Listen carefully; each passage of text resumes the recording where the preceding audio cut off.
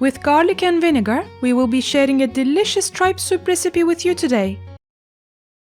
You can buy already cut tripe or the whole stomach and chop it yourselves. We bought an already cut and cleaned tripe from the butcher. We initially rinsed it thoroughly and then chopped it into small pieces.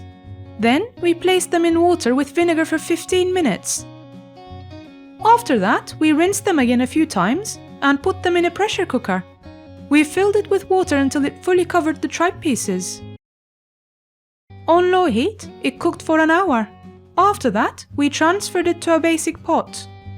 Now it was time to make the sauce.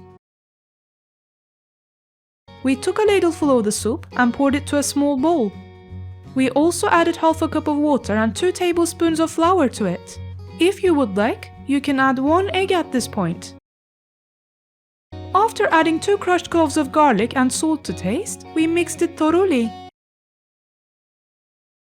We slowly poured this mix inside the pot while still stirring the soup.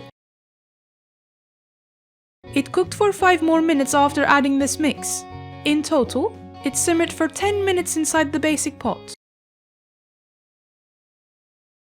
If you would like, you can serve it with lemon and vinegar. For us, tripe soup cannot be without lemon, vinegar and garlic. We hope you enjoy this recipe. Our tripe soup is ready. Please do not forget to like this video and to subscribe to our channel.